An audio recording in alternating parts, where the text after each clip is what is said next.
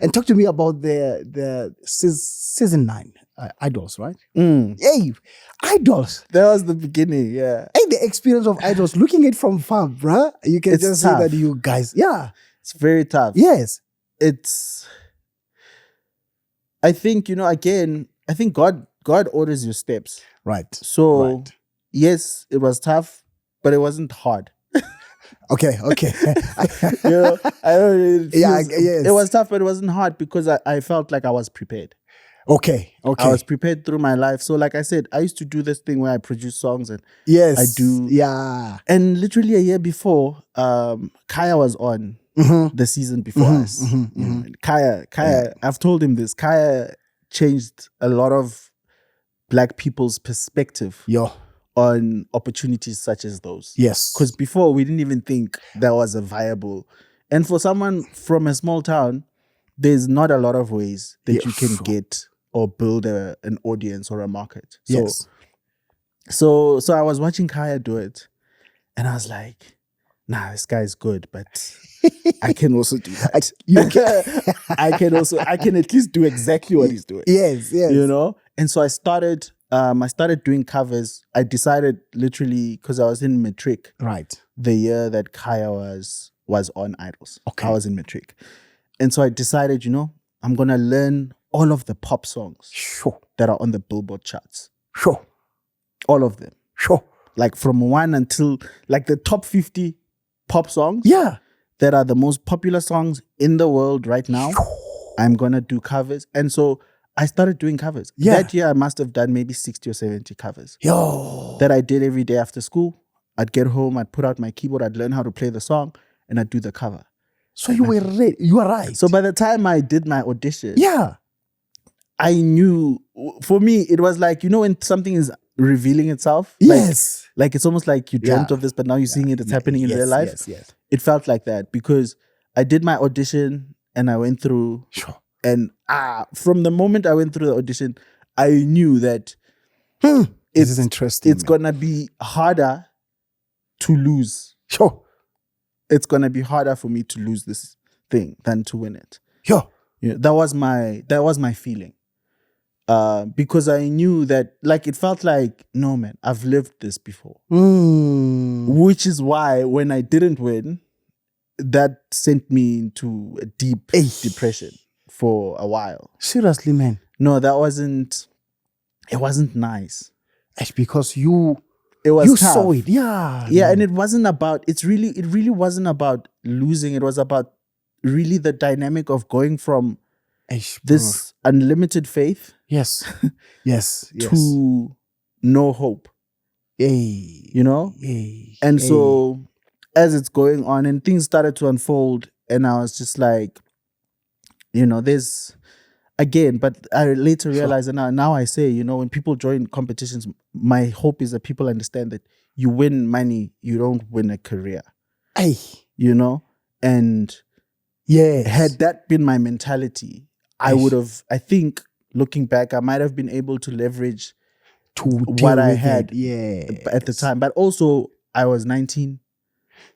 And so also maybe not actually, but it was tough because coming from that, you're singing for millions of people every week. That's when I first got socially bullied for the first time in my life. Because I remember I went one Sunday from 5,000 followers to, no, I had 99,000 and I had 5,000 by the end of the first episode on, I think, Twitter and on Instagram. By the next week, I think I was on 50,000. By the third week, I had 100,000 followers. Brother. It was like everything was happening so fast. So fast, yeah. So you start to get into this world where, and also, I mean, what they do so well is the team is so good. Yeah. The management, and they start to manage you at the time already. You're doing interviews, moving around like a celebrity, but you don't have the accolades of someone who should be moving around. Yes. So when all of that stops, you're on your own. And you now need to figure out who's Brenden Praise. Because now I can't sing John Legend songs. I mean, I'll do gigs, but I'm doing covers. And if you're doing covers as an artist, as someone who aspires to be a solo artist, to do covers is the hardest thing. To do gigs where people are booking you to sing other people's songs and you want to do your own songs. You want to have your own impact. So yeah, I think it took me 4 or 5 years to really deal with that. Like in fact, I only really understood that I was dealing with it when I started doing therapy. I didn't know that it was lingering in my life. Because what happened is I went from someone who had unlimited faith to someone I would protect myself from failure. Sure. So everything I would do it to an extent where I feel like as long as I'm here, I'm safe. Yes. If I'm here, get it.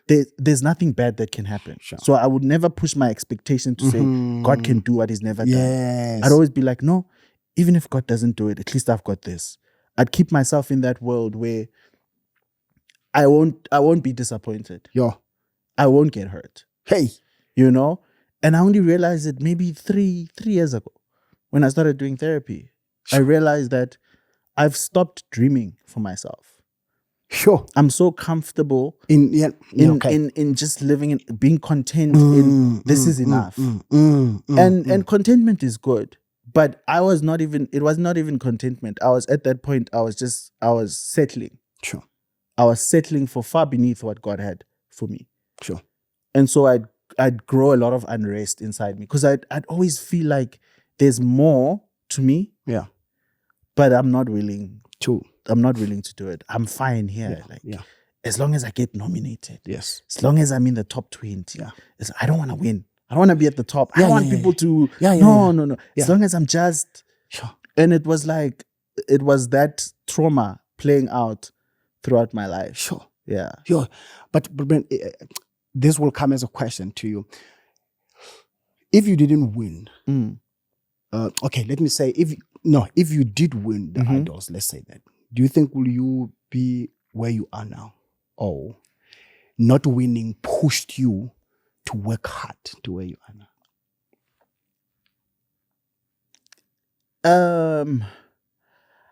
I think God uses all things. Okay. So, wow. I don't even think about it because I don't think. Yes. It wasn't in the cards for me. It was not in my just path. The plan. It was not in God's path that He had for me. So I never think of it like that. I never think I was robbed. I don't feel like I was robbed. Yeah, okay. Right. You know what I mean? Yeah, yes. Like I don't feel like I deserved it and I didn't get it. No, I feel like I believed for it and it didn't happen. It didn't happen. Wow. You know what I mean? That's a good answer. Yeah. I've sort of detached my. Sure. It's really not aimed at anyone. Like for me, I understand how things work. Yeah. And I understand how voting works. And yes. You understand? Yes. Like even now, I'm nominated for 3 Metro Awards. Yeah.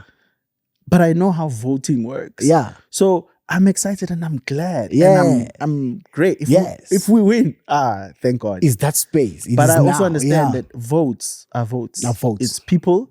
And it can be, you can fund. Wow. You can fund voting. Yes. It's not something that you can't base your life off of that. Yeah.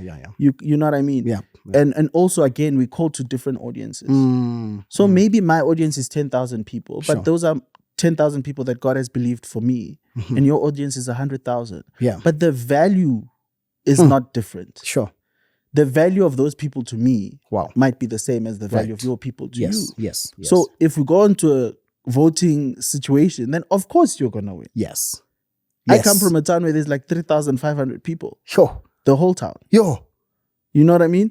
So yes, looking back, I realized it was maybe my biggest thing was but again, I'm glad that I was like that. I had so much faith that I didn't really look at the physical things, the physical evidence, which is what faith is to not look at evidence. Yes. And to go by what God tells you. So wow. I don't think anything would be different. You know, I think still God would find a way to get me here. Yes. He would use a different route. He would reroute like Google Maps. He'd find and he would get me here. Yes. Yeah. Family, if you like this clip, why don't you just go for more clips over here and for full episode right here. God bless you and thank you for watching.